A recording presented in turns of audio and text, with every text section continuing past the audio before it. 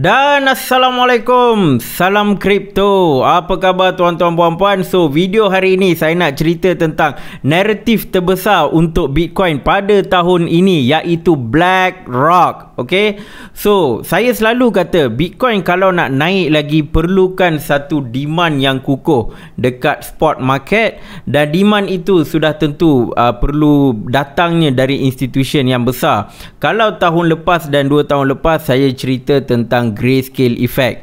Grayscale Effect ni untuk pengetahuan tuan-tuan puan-puan dah pun terbatal, sebab tu pihak Grayscale duduk push the US government untuk luluskan spot ETF. So sekarang ni ada player baru dari sudut institution ARM. Sebenarnya player ni dah lama dah, tapi sekarang ni baru dia ke depan nak declare yang dia sekarang sokong Bitcoin, iaitu BlackRock. Okay, so ramai yang tertanya-tanya BlackRock ni apa kan. So BlackRock ni dia basically adalah satu asset management firm. Okay, dan dia manage asset lebih kurang trillions of dollar lah, 2 trillion dan ke atas. Okay, so memang dia ada banyak duit. Okay, so hari ni saya nak cerita tentang apa efek yang BlackRock akan bawa ke dalam market Bitcoin dan juga market cryptocurrency. Okay, so first thing first ni, kita tengok yang news ni lah. Ini adalah news terbesar hari ini. Hari ni ke? Semalam semalam hari ni lah. Okay, so BlackRock launches a private trust to give clients exposure to spot Bitcoin. Yang saya duk ulang-ulang cakap, kenapa spot ETF tak lulus, kenapa spot ETF tak lulus kan. Okay, so ini bukan bermaksud spot ETF tu lulus. Tuan-tuan puan-puan kena baca.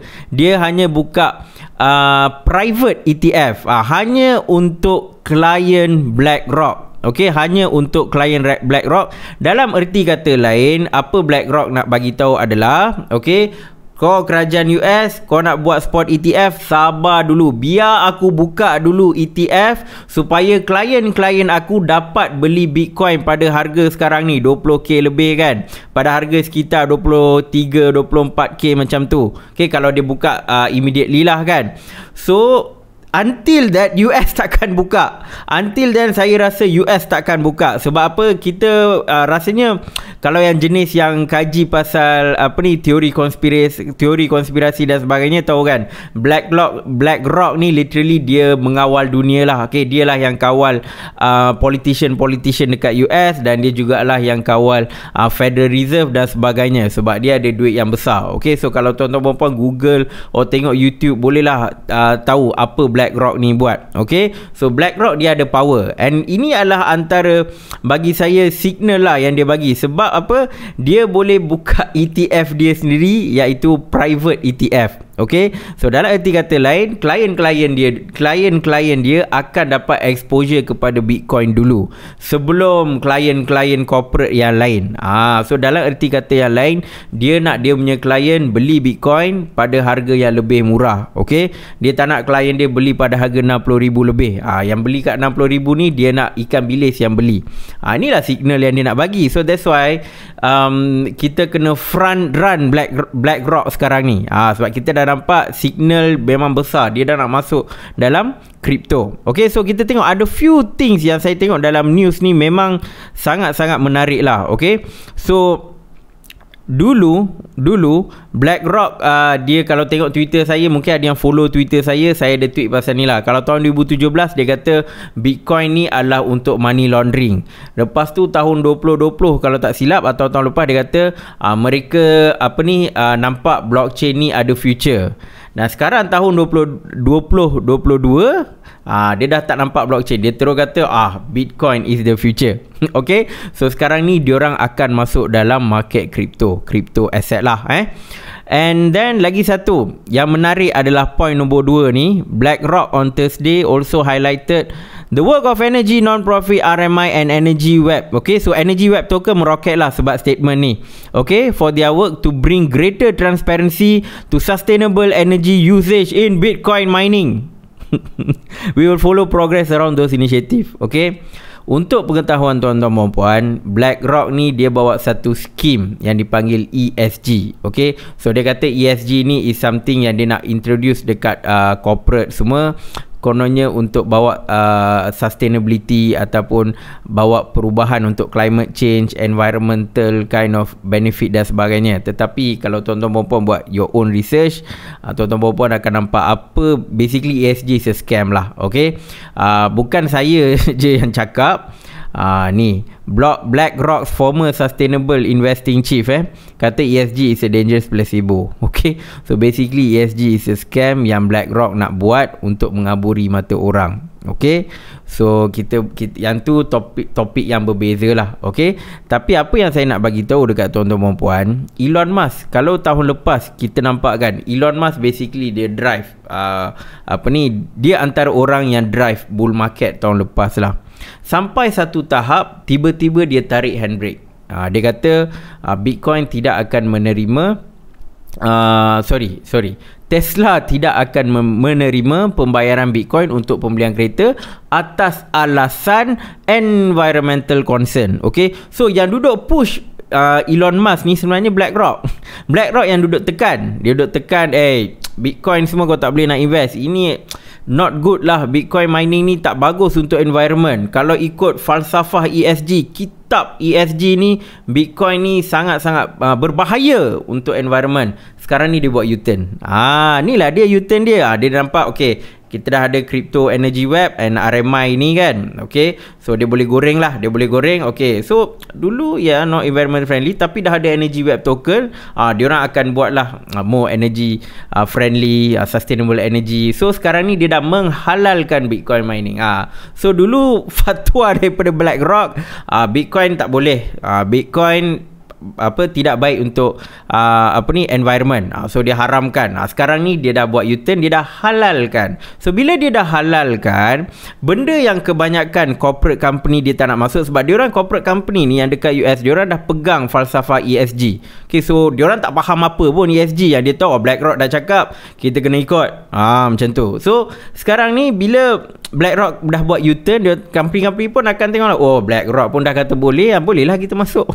Okay, so ni semua game lah, nak mengaburi orang apa semua kan. So basically most likely apa yang saya nampak, mungkin BlackRock risau Elon Musk duduk push Bitcoin dan harga Bitcoin naik, ramai orang pun tengah beli kan. Dia takut dia ketinggalan. Takkannya dia nak beli Bitcoin waktu harga 100k. Nanti klien-klien dia pun bengang lah, macam kau ada aset 2 trilion, kenapa awal-awal tak beli kan. So BlackRock perlu buat something kan. So bagi market slow sikit sekarang ni. Alright, so kalau baca statement yang kedua ni, institutional investor once hostile towards crypto industry have changed their tune for the last few years lah. Okay, but environmental concern around the process of Bitcoin mining have continued as an obstacle. So obstacle ni dah dibuang. Orang yang create obstacle adalah BlackRock, dan BlackRock sendiri dah buang obstacle. Sebab tu saya kata ini adalah antara naratif yang terbesar tahun ni. Okay, so bukan 2 trilion aset. Dia ada sekitar 8.5 trilion aset. Bitcoin punya market cap pun tak sampai trilion. Bitcoin berapa sekarang dalam 24 ke 25 bilion. Diorang ada 8.5 trilion. Kalau diorang nak beli the whole Bitcoin pun boleh. Boleh. Tapi yang dekat exchange mungkin dia boleh belilah kan, one shot. Tapi kebanyakan Bitcoin sebenarnya bukan berada di exchange, dia berada di wallet. Macam hardware wallet atau tempat lain selain exchange lah. Ramai yang sebenarnya tak nak jual pun Bitcoin. Mungkin few people yang baru masuk, diorang dah goyang, dia jual lah. Tapi itu golongan minority. Majority sebenarnya banyak tengah hold Bitcoin, diorang tak nak jual Bitcoin. Yang BlackRock sekarang masuk ni, bila dia nak Bitcoin, so if you jual your Bitcoin, most likely BlackRock yang akan sapu lah at the end of the day. Okay, so recently pun diorang partner dengan Coinbase. Walaupun kita tengok Coinbase ada masalah kan, Coinbase ni ada masalah dekat US, SEC duk kejar dia apa semua. Tu semua wayang tuan-tuan dan puan. Okay, so bila BlackRock partner dengan Coinbase, takkan SEC nak lawan dengan BlackRock. BlackRock basically bos diorang kot.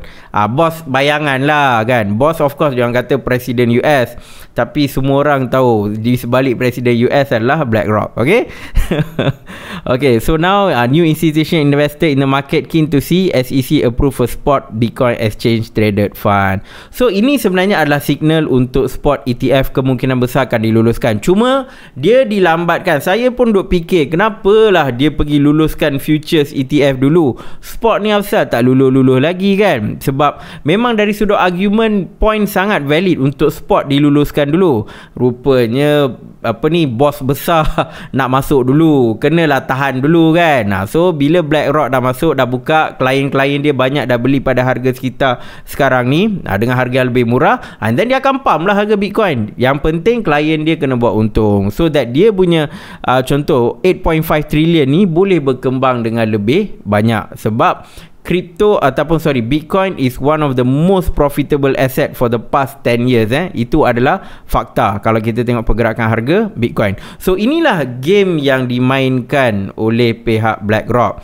And yang menariknya, saya nak tunjukkan based on Cathie Wood lah. Dia ni bos ARK Invest. So analis dia ada bagi sedikit pandangan lah. Kalau asset management firm macam BlackRock ni masuk, okay, dengan diorang punya trillions of dollar ni kan, kalau diorang allocate beberapa peratus ke dalam Bitcoin, memang boleh shoot harga Bitcoin. Nampak dia kata Bitcoin price could surge between 200k to 500k if institutions together allocated between 2.5 and 6.5 of their portfolio. So kalau 2.5, Bitcoin boleh pergi 200k lah. Kalau 6.5, boleh pergi sampai 500k. Okay, ini dia nak bagi tahu bukan saja BlackRock, tapi mungkin ada company-company lain yang macam BlackRock ni, kalau diorang masuk juga, all these fund manager lah apa semua masuk, then diorang boleh pushkan harga untuk jadi lebih tinggi. Tapi of course diorang takkan beli waktu harga 200 ke 500k. Sekarang lah diorang nak beli, so that by 200-500k diorang boleh make profit.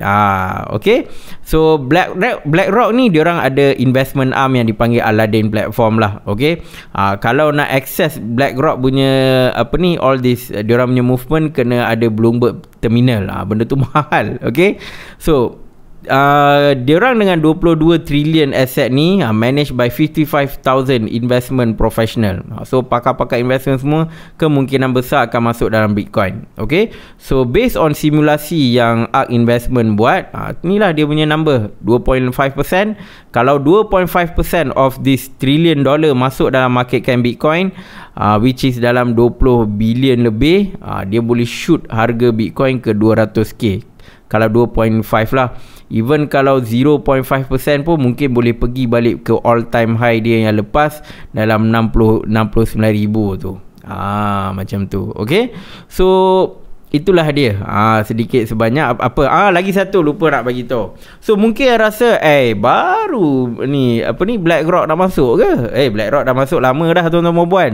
Cuma dia tak bagi tahulah secara direct. Dia buat secara halus dulu. Okay, so macam mana dia masuk? Dia masuk melalui company Michael Saylor. So Michael Saylor, tuan-tuan dan puan tahu kan, MicroStrategy punya bekas CEO. Sekarang dia dah naik pangkat dah. Dia nak naik pangkat. Orang ingat dia kena pecat. Dia tak kena pecat. Dia naik pangkat. Dia naik pangkat ke chairman. Sebab apa? CEO kerja banyak. Kalau kita tengok Michael Saylor kan, dia asyik tweet pasal Bitcoin je. Hari-hari dia cerita pasal Bitcoin. Dia dah jadi macam marketing team untuk Bitcoin lah. Bitcoin punya community kan. Dia akan market cerita pasal Bitcoin. Sebenarnya target dia bukan retail investor macam kita. Target dia adalah big institution player. Itu yang dia nak tarik. Okay, so dia pun promote kan. So pada 2021 tahun lepas baru BlackRock diorang beli saham lah, stake dalam 12%. Okay, and lepas tahun apa dia buat? Dia kata kau ni tak payah cerita banyak, kau ni tak payah buat kerja, kau jadilah chairman, kau cerita pasal Bitcoin. CEO nanti bagi dekat orang lain. Okay, sebab BlackRock dah control MicroStrategy. So indirectly dia dah ada exposure dah kepada Bitcoin. Okay, cumanya sekarang ni bila dia dah partner dengan Coinbase apa semua, dia mula nampakkan diri dia menyokong Bitcoin lah. Dulu dia buat secara tertutup, kan. Mungkin sebenarnya boleh je kalau orang dig deeper, dia orang akan tahu lah BlackRock ni dah lama dah, sejak tahun lepas. Tapi sekarang ni media lebih banyak push naratif BlackRock, and kita sambut lah sebab benda ni benda yang bullish. Okay, dan kita tengok bila dia petik nama Energy Web, harga dia pun naik lah dari 2.67 ni ni 24 hours back. Kalau bila ni naik dari 2.67, sekarang dia pergi sampai 45 dan sampai 4 lah. Kiranya dah dapat restu BlackRock. So investor mula nampak bolehlah beli Energy Web token ni kan. Okay, so that's the thing lah pasal narrative BlackRock ni. Okay, so mungkin ada yang terfikir lah, kenapa BlackRock nak masuk? Sebab BlackRock ni dia bukan macam VC company yang akan nampak peluang awal. Tak. BlackRock ni, untuk pengetahuan tuan-tuan perempuan boleh google, banyak company yang diorang kontrol. Macam Tesla ke Facebook ke, banyak company lah yang diorang kontrol. Aim diorang bukan tengok projek-projek yang berpotensi. Aim diorang adalah kontrol company-company yang memang dah jadi besar. Okay, so benda ni bagi saya agak menarik sebab Bitcoin ni dari sudut harga, okay, you boleh manipulate. Okay, even dekat exchange pun benda tu berlaku, you boleh manipulate. Tapi dari sudut teknologi, dari sudut community Bitcoin tu, is very hard untuk you control. Okay, so that's why bagi saya amat menarik lah dia masuk. Of course bila dia masuk akan ada kesan baik, of course harga naik, tapi dia akan ada kesan buruk jugalah, di mana golongan-golongan kayangan akan diutamakan. Ini antara bukti dia. Okay, so the thing is, ini yang bagi saya sangat menarik untuk tengok apa movement yang dia nak buat. Sebab yang saya tahu, kalau dia masuk mana-mana company, dia akan cuba dapatkan control dalam 20% kan. Dia akan cuba jadi the major shareholder. Itu strategi. Tapi untuk Bitcoin, dia tak boleh main game tu. So saya tengok game apa yang dia main dan kita follow dia punya game. Sebab game dia, kalau kita dapat baca, kita boleh buat profit. Itu saja. Ini bukan isu nak sokong BlackRock ke, atau nak menentang BlackRock, nak pergi demo dekat jalan raya. Tidak. Ini isu follow the smart money. Okay, sebab at the end of the day, kita masuk dalam kripto ni untuk buat duit. Okay, so that's the goal lah. That's the goal. So kalau BlackRock kan, walaupun dia nak tolong dia punya klien dan sebagainya, kalau naratif tu boleh bagi profit untuk kita, dan kita gunakan naratif itu untuk mendapatkan profit.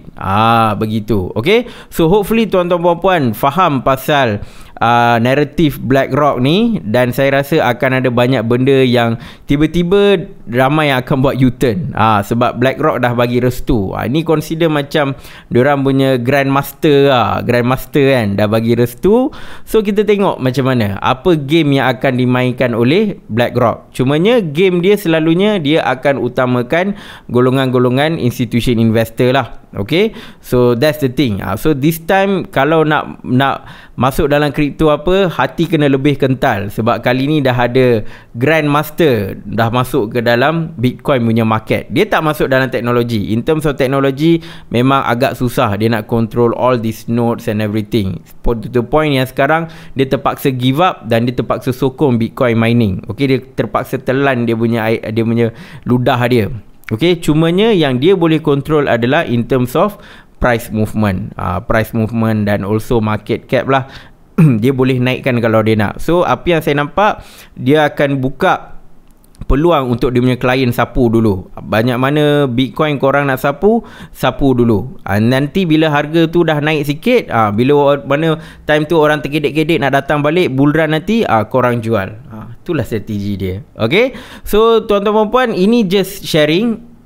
Kalau tuan-tuan puan-puan nak beli ke tak nak beli ke, up to you. It's your own money. Cumanya ini adalah naratif yang sangat-sangat strong lah. Saya bukan financial advisor, tapi bagi saya ini adalah signal yang sangat-sangat strong untuk buat pembelian. Dan macam biasa, kalau tahu trading, then you tahulah bila nak beli. Kalau tak tahu trading, gunakan DCA, dollar cost averaging. Tetapkan satu tempoh, let's say setiap bulan, akhir bulan atau awal bulan, ataupun setiap minggu buat pembelian secara berkala. Okay, so itu saja sedikit sharing tentang BlackRock. Apa pandangan tuan-tuan puan-puan? Boleh komen dekat ruangan komen di bawah, sebab kita berada dalam naratif yang baru. Dan mohon like dan juga subscribe. Siapa yang baru masuk sekarang ni, untuk pengetahuan tuan-tuan puan-puan, naratif Bitcoin sedang mengalami perubahan.